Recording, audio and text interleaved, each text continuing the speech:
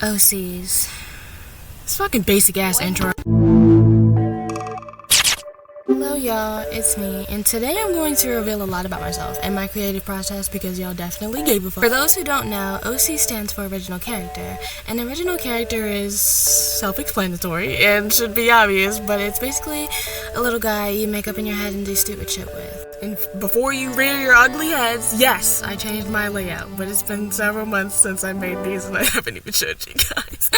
So tell me how you feel about it down in the comment section. And also, yes, my old editing style will be prevalent because I could never stop using my bitch's face card as a reaction game.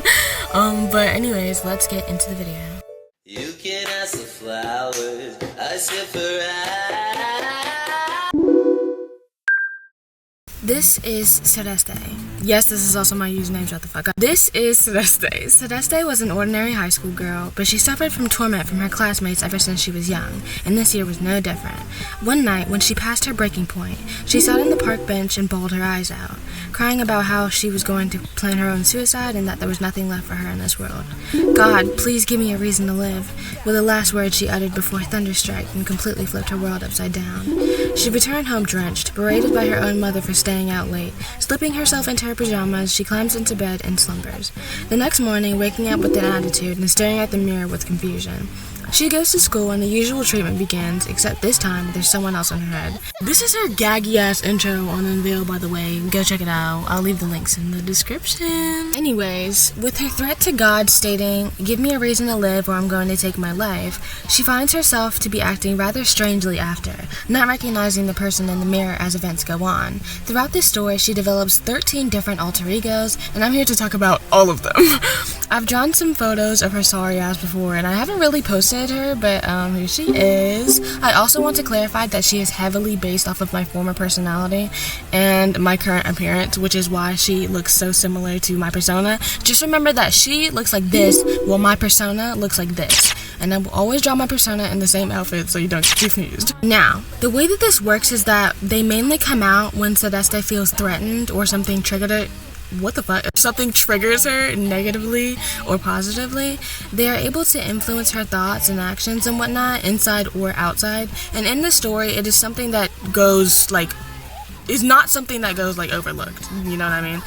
It is very blatantly obvious what she's going through, but everyone just thinks she's weird rather than mentally unwell because they're all retarded teenagers. So her entire attitude, sense of fashion, opinions change, etc. And most of all, they help her either build or destroy connections with her and her friends and family. Just remember that her core personality is that she's a shy girl at heart. She loves to care for others, and she wants to find love at some point. The first chapter of her story being where she's back at school after her wish to God, and her situation remains the same. It's still getting bullied, except she finds herself low-key not remembering important stuff and things that she did that same day. And it comes to a head when a girl trips her at lunch and she snaps on that bitch and starts beating her ass.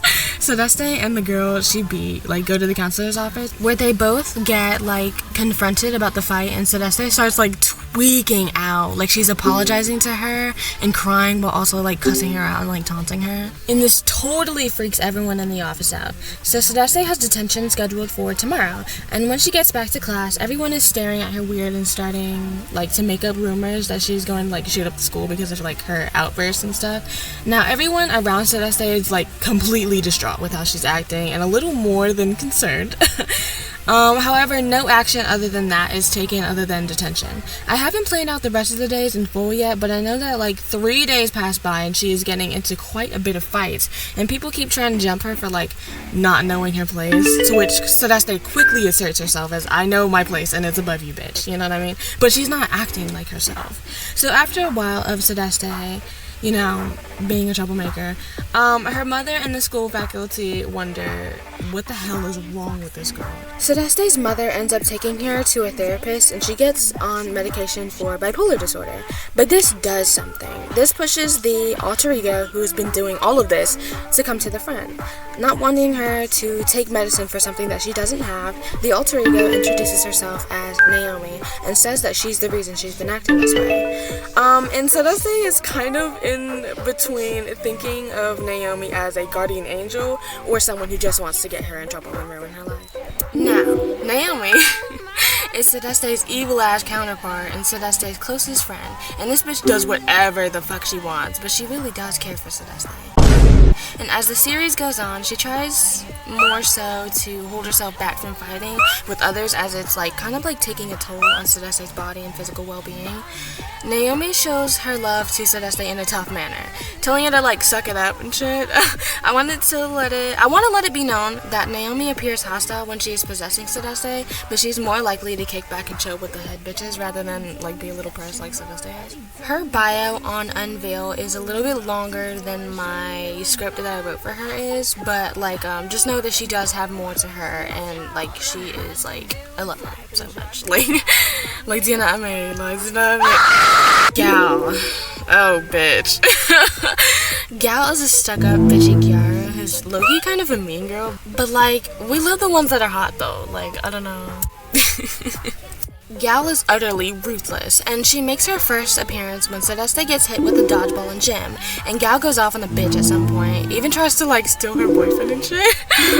Gal's own backstory is that she wasn't always this dripped out, like a bad bitch got struggles too. But basically, she came from a mother who never really liked her and had always favored her older brother, while she was low-key kind of just left to like sit in the corner.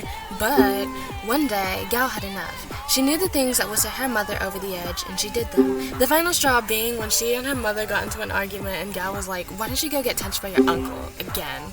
Her mother burst into tears, kicking Gal out of the house. Gal, already dressed like a bombshell, prepared to get booted, called up her daddy and stayed with him to get spoiled instead, all while she kept up her mean girl persona at school, as nobody really liked her because they thought like she was like way too into drama for an ugly girl beforehand. So she turned into the drama, September 19, 2025, and became the school's queen bee once her appearance changed, chasing after men and turning down love confessions from dumb boys, which also ended up being the case for the party that she was about to go to.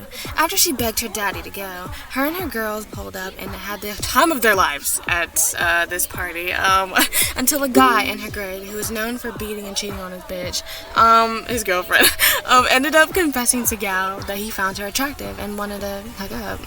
Gal went off on this guy for being like a sleazeball, and he got like pissed and violent, getting kicked out of the party in the process. His dad was in the military, and wanting to follow in his father's footsteps, often took his guns and went out shooting wildlife or like at the neighbor's pets, and tonight was no different. He went to get the guns for his friend and planned something drastic, returning and shooting up the party, killing 16 people out of 30, including Gal. Gal, being a ghost now, made a deal with the Grim Reaper that she might be able to come back to life if she learned selflessness by serving someone else, and so she became one of Sedeste's alter egos. I regret to mention, Gal has also developed feelings for the Grim Reaper, so that's something. But he always rejects her because she's 16 and he's like 10 million years old, but she does not give a fuck. When Gal is possessing Sedeste, she tends to attract a lot of male attention. She's like deadass evil as fuck. Like, do not tell this bitch about bad things that happen to you, because she will literally use anything as a drag. She stands K $, yeah, we've been new, and she likes men, not boys. But I think that's it though. I hope you guys like this little bimbo. On to Mitsuki. Mitsuki is a child in Sedeste's mind. She's a weird, silly, and playful dumb little girl. Retarded, completely dumb. And like certain others, had came paired with someone, her uncle, Chuck, who she is extremely close with. Mitsuki is somewhat representative of a childhood that Sedeste wishes that she had, as unlike Mitsuki, she was miserable and embarrassing at that age. Mitsuki's like 11, like she's like 10 to 12, I think, if I'm not wrong. It's literally my fucking character. I don't even know how to do it. Now, Mitsuki usually gets along with everyone but her uncle, who she calls Grandpa, among other male familial titles because she doesn't know the difference. Like, has the tendency to, comment and complain about minorities out of habit, which can somewhat influence the way the young and impressionable Mitsuki may think about certain groups of people. However, she tends to be unintentionally open-minded.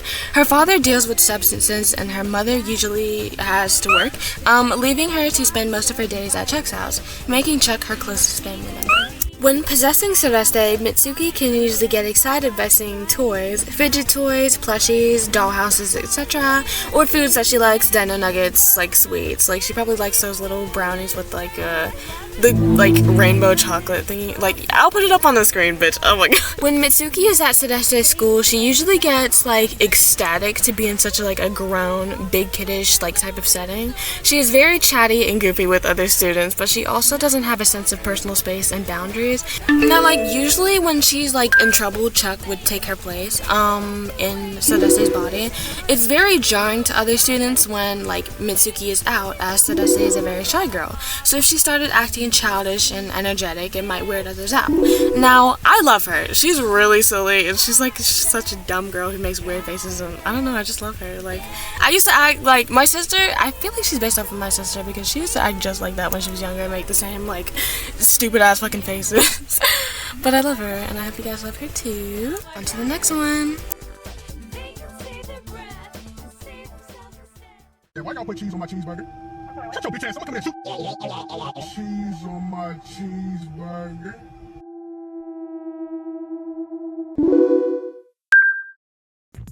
Next is Hitmansuki. She came forth when Sedeste was being bullied, and she developed a crush on a boy who confessed to her, whose name was Jeremy.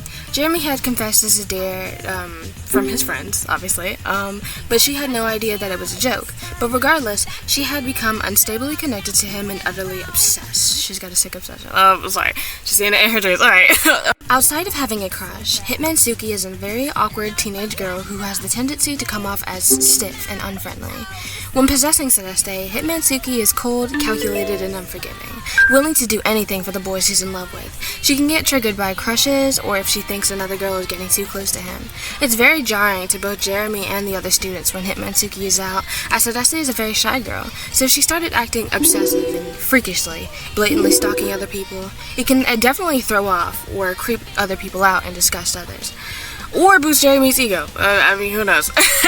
Now, I personally do not like the way her personality is right now, as I already have another character who acts just like this that we'll go over in just a minute. But if I ever were to change her personality, as she doesn't really seem that interesting to me, then I would definitely make her boy crazy, stream by the way, like in a Wattpad way, like a very cute girl who's just a little cuckoo, you know, writes fanfiction, rather than an Ayano Ashi 2.0 Part 4 coming soon. And now for Q. Q is Sedeste's apathetic and homicidal alter ego. When Q went to school a year prior, she was a cheerful and bright girl who had a group of 3 other friends, making her the leader. But they were all shunned and mistreated by their other peers and classmates for being strange and different and weird.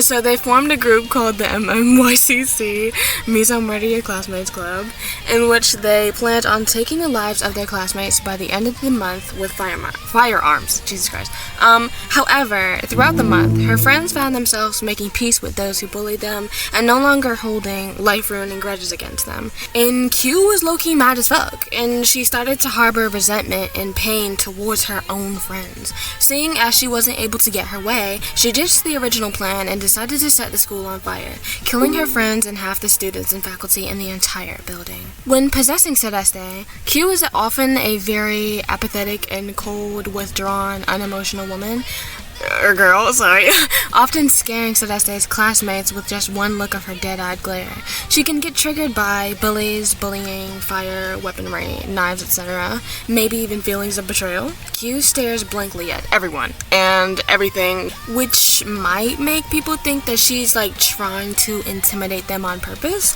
Also, having a habit of carrying around blades and knives just to feel comfortable. It's very jarring to other students when Q is out, as Sedeste is a very shy girl. So if she started acting standoffish, disdainful, or rigid, it might scare others away or make people think that she's looking for a fight. I realized that I kind of sound like an edgelord when I talk about this character, because like she's just so ew, you know what I mean? Like, I mean, in a way. But other than that, like, I love her uniform. Like, I think it's bad as fuck. I love it, damn right. But that's all I have to say. Other than I live for the fact that her obsession with fire pushes me out of my comfort zone when it comes to like drawing light sources and stuff. So, hell yeah. Jiku! is Sedesse's is an enthusiastic rockstar scene mode chick that was born to rebel. She came paired up with her #1 op and fellow classmate Nerd. They butt heads constantly and are polar opposites. Jiku is the beloved host of the television show in Sedesse's head called Misa News, and because every alter ego is on the show, they can meet up for certain events or hangouts in their world. So now if Sedesse wanted to go to Gal's house or Mitsuki's, I don't know, she is free to visit their world. Jiku's mother died when she was very young, so she only has her father left. However, she doesn't like her dad as she thinks he's a greedy man in power and unfairly treats his workers. He owns a company and the school she goes to. He loves her very much, so he made her her own television show, obviously with his fucking shit ton of money, but there was one requirement. Jiku's father, Mr. Zapsudan, has been getting quite close and personal to Nerd's mother, so she is now required to let Nerd co-host her own show. When possessing Sedesse, Jiku is very hyped and energetic, often encouraging Sedesse's classmates, being the most normal out of the majority of Sedesse's alter egos. However, she has no tolerance for creepy boys, beating them up alongside Naomi. She can get triggered by concerts, emo, scene stuff, 2000s related items, etc. Jiku loves to yap and blabber when she's out, so she may get in trouble for talking in class. It's very jarring but pleasant to other students when Jiku is out, as Sedesse is a very shy girl, so if she started acting rebellious, enthusiastic, physical, or chatty, it might either attract others or make people think that she's annoying or forcing a connection. This girl is so cute and so hard to draw. I've always adored the scene style, but the thing is, seeing in Gyaru, translating that to a drawing is just, even Gal's hair is hard to draw. I mean, I love both, but I'm sure you understand. This loser. Nerd is an annoying alter ego who comes in to say his hot takes, brag about the weirdest things, show off his Pokemon collection, or complain about women. He is Jiku's perverse and creepy, gross classmate who came paired with Jiku. He hates Jiku as he thinks that she's very stuck up and only gets away with being the way she is and dressing the way that she does because her father is a very wealthy and powerful man. But that couldn't be further from the truth. He likes anime a little bit too much and is obsessed with youthful Asian girls. And although he is a victim of slander, if you will, that is very much deserved, he can also be a bit of a bully sometimes towards others that he doesn't find attractive or towards people that he disagrees with. No one in his class likes him at all because of his attitude, perverse nature, and his constant need to state his opinions that no one asks for, contrary to his mom, who is practically an angel on earth. When possessing Sedesse, Nerd is very annoying, mean, and perverse, creepy, often grossing and annoying Sedesse's classmates with just, anything. He can get triggered by ridicule, people who insult the things he's interested in, like Minecraft, Legos, Sonic, Five Nights at Freddy's, etc. Nerd always has a dramatic frown on his face, which might make people think Sedesse is weird or grumpy. It's very jarring to other students when Nerd is out, as Sedesse is a very shy girl. So if she started acting troublesome, provoking, weird, or nerdy, it might make others feel compelled to make fun of Sedesse, or make people think that she's very fucking weird. This guy is so odd, but from a loser's perspective, he's low-key real as fuck. I haven't made a character relationship chart yet, but I can for sure testament that he would hate a girl like Gal, and she would probably bully him.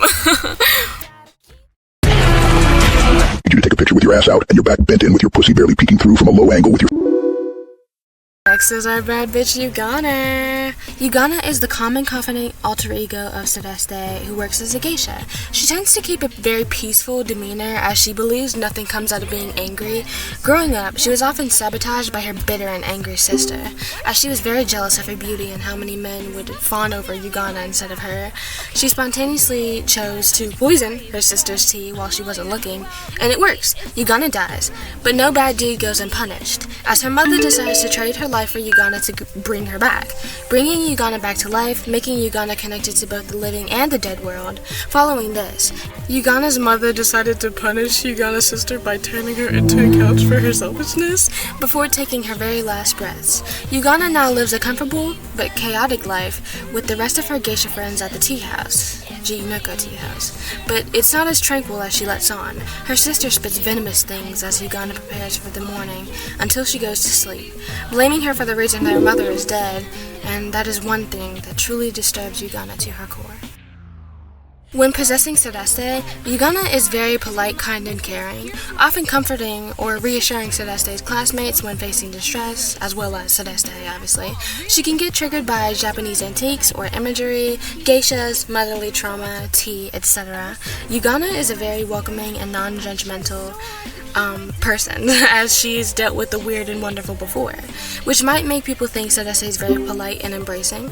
It's very jarring to other students when Ughhh is out, as Celeste is a very shy girl, so if she started acting serene, respectful, or well-mannered, it might make people think that Celeste is very kind, treat her with kindness, and they might feel compelled to open up to Celeste, or it might make people think that she's being insincere. I don't have much to say about my sweet baby other than the fact that she loves to serve in her little geisha heels, and I love drawing it, but she happens to have a numero uno op, who we will discuss next. Izumi is a superhero alter ego of Celeste, but she's far from being one that saves the day, as she's mainly here to hurt Celeste, whether on accident or on purpose. She is the newest superhero on the block and has very many fans, inciting she should be on the next Hall of Fame, but her nasty attitude prevents her from being one who can stand next to the greats, as she tends to manipulate her fans into doing her bidding and or going after people unprovoked. She believes people are out to get her, as she narcissistically, Jesus fucking Christ, believes she's the best. She picked the most devoted fans to become her entourage almost everywhere she goes.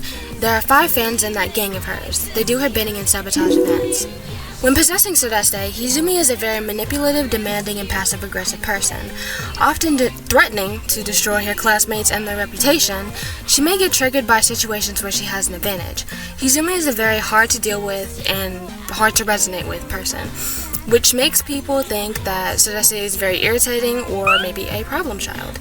It's very jarring to other students when Izumi is out, as Celeste is a very shy girl, so if she started acting nasty, evil, or disrespectful, it might make others feel like she is a woman who will not hesitate to use and bend others to her will.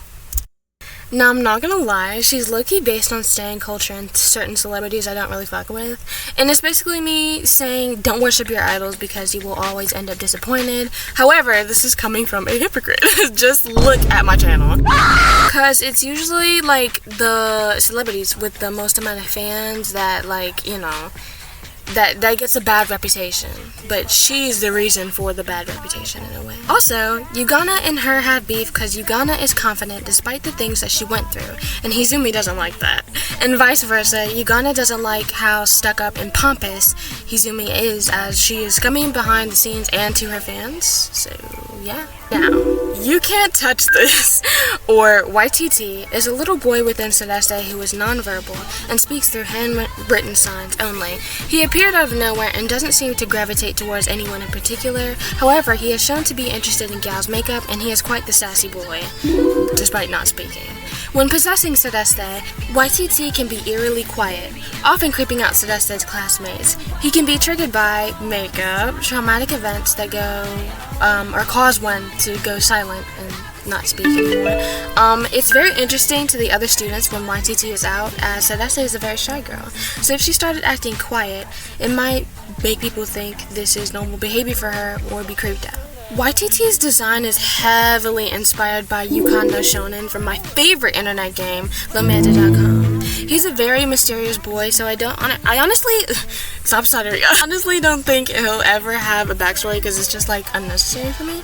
And I also can't think of anything else to add, so yeah. I walk with a stick, I walk with a gun, I walk with a stick, I walk with a gun, I shoot niggas for fun. Kyobajin, going by Jin, was a Japanese man who worked as a sports commentator, always loud, energetic, funny, and the life of the party, but suffered from a gambling addiction at the same time he was laid off from his job, so there wasn't much money to spend. But that didn't stop him from continuing his bad habits anyways. While gambling, he somehow got himself involved with the Yakuza, but couldn't pay them back.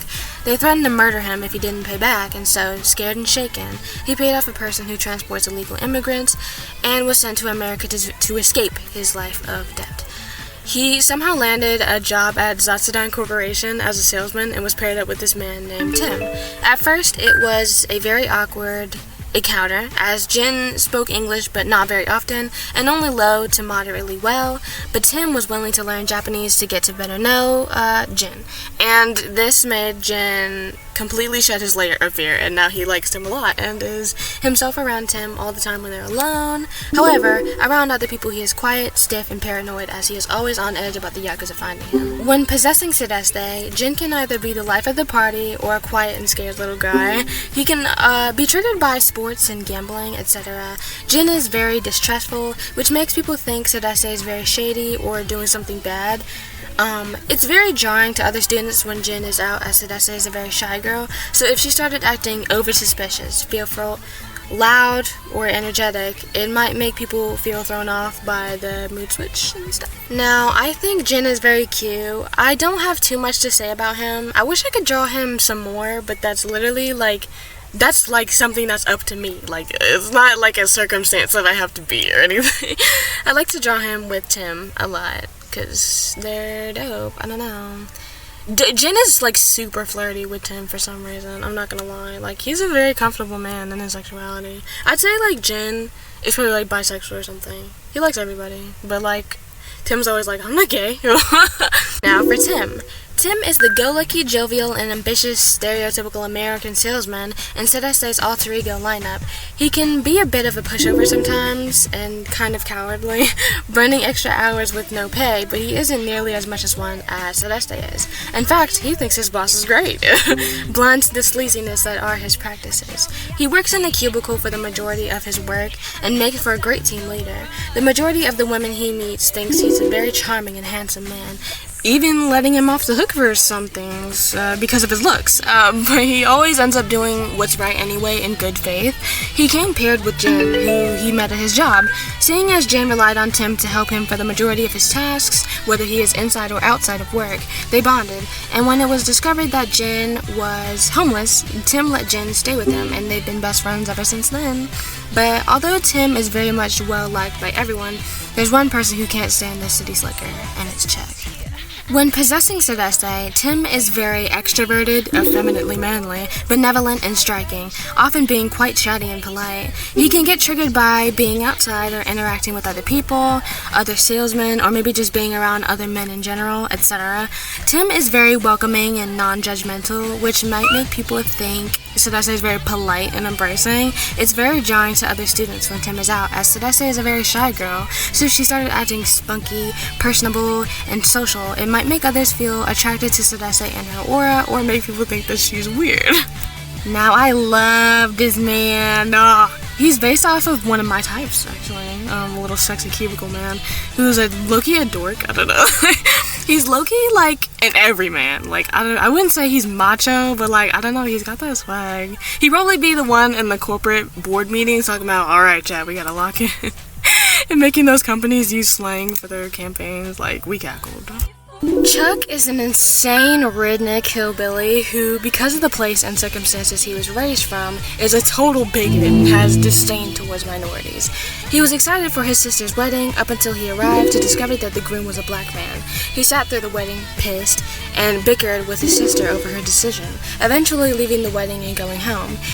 He ignored his sister for quite a while until eventually hearing her call and asked for him to come over. He came to her house and discovered that they had a child together, which made him even more angry. His sister expressed that she wanted him to look after their child for a bit while they were out, to which he immediately denied, but looking into his sister and her daughter's eyes, very sad eyes, had him mutter out, "Fine," and so he took his new niece back to his house, her name being Mitsuki, at first not liking her because she was a half-breed, but eventually warming her warming up to her silly and adorable nature. They became close over the years, and she spends the majority of her days at her Uncle Chuck's house. And for a long time, it was just Chuck, Mitsuki, and Gracie. Until Chuck came back to his wife laying in bed with another man. He became depressed ever since then, falling into alcoholism.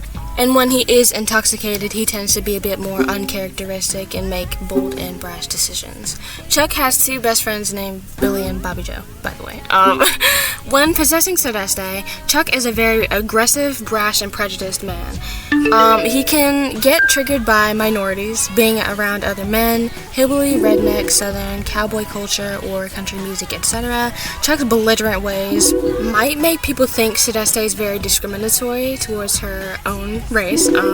It's very jarring to other students when Chuck is out, as Celeste is a very shy girl. So if she started acting mean-spirited, judgmental, narrow-minded, and furious, then it might make others feel as if she's insane and or evil, or attract the wrong people.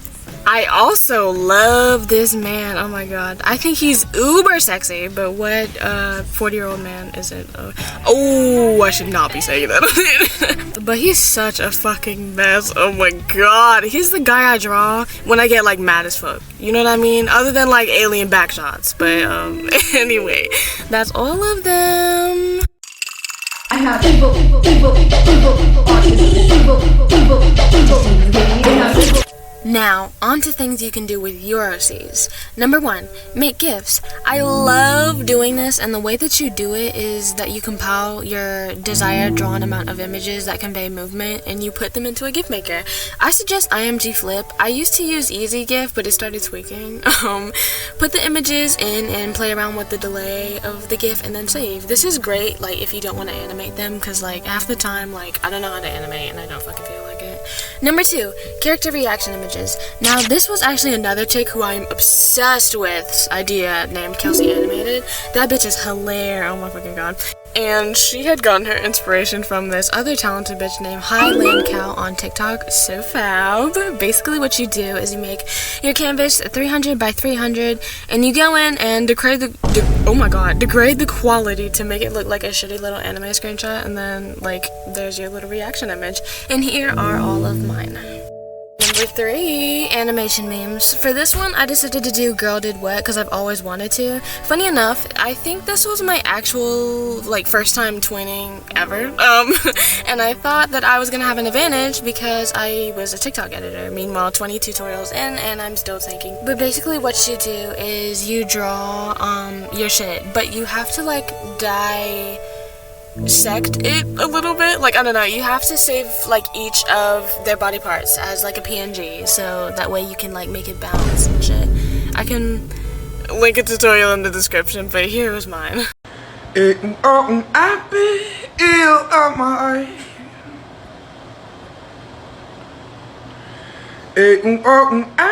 Number 4, make different outfits. I actually did this a couple times for Gal and Celeste, and here are those outfits. I think they turned out really cute. I'm really proud of myself because I was like definitely going for like Yaro and Y2K-esque. So number 5, make character voices. So how you do this is you make a little sound and shorten it to just a few seconds. It's pretty easy, but I found it to be more difficult to do my character's more deep and gruff voices, as I am a woman.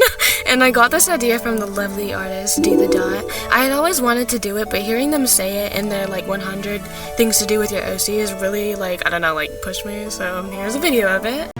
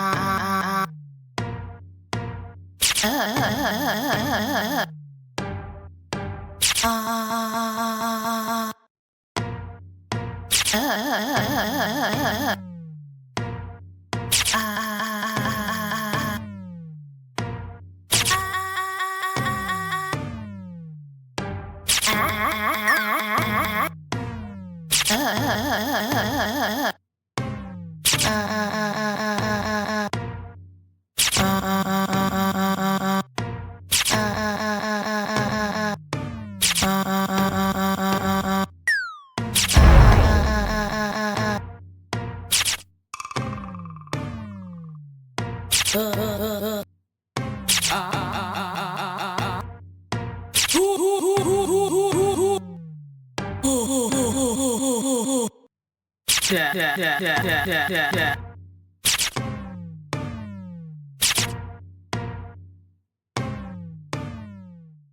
lastly, number 6, voice claim. Now, I'm not in the position to speak as I've kind of had bad luck doing this, but I'll provide some websites either on the screen or in the description.